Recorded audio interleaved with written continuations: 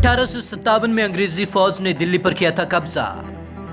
कमजोर पड़ गया था पहला स्वतंत्रता संग्राम। 47 साल पहले बिली जीन किंग ने रचा था इतिहास। बिली ने जीता था बैटल ऑफ द सक्सेस। पुरुष टेनिस खिलाड़ी को सीधे सेट्स में दी थी मात।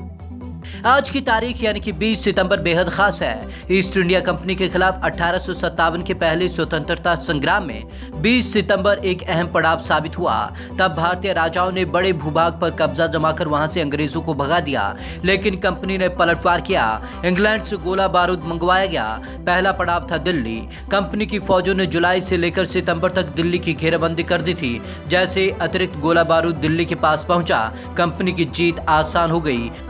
अंग्रेजी फौज ने दिल्ली पर किया था कब्जा। 20 सितंबर को अंग्रेज फौजों ने दिल्ली पर कब्जा कर लिया।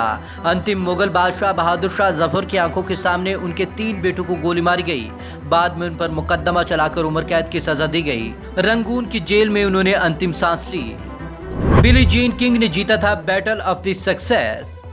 आज ही का दिन महिलाओं के लिए भी बहुत खास है। इससे जुड़ी घटना भले ही टेनिस की है, लेकिन इसने महिला अधिकारों खासतौर पर खेलों में बराबरी की नींव रखी थी। बैटल ऑफ सक्सेस कहकर प्रचारित 1973 में खेले गए इस टेनिस मुकाबले में $1 लाख की पुरस्कार राशि थी। उस समय 29 साल की बिली जीन किंग ने 55 साल के पूर्व नंबर 1 टेनिस खिलाड़ी बॉबी रिग्स को चुनौती स्वीकार की थी।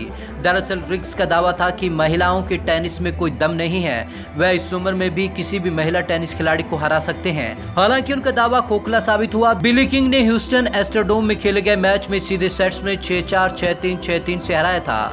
किंग की जीत ने महिलाओं को प्रोफेशनल टेनिस को स्थापित करने में मदद की, साथ ही महिला एथलीट्स की क्षमता को भी साबित किया। इस जीत को महिलाओं के अधिकारों की जीत के तौर पर देखा गया। इसरो ने लॉन्च किया था पहला एजुकेशन सैटेलाइट एडुसैट। भारतीय अंतरिक्ष अनुसंधान केंद्र यानी कि इसरो ने 20 सितंबर 2004 को GSAT-3 लॉन्च किया था, जिसे एडुसैट के नाम से जाना जाता है।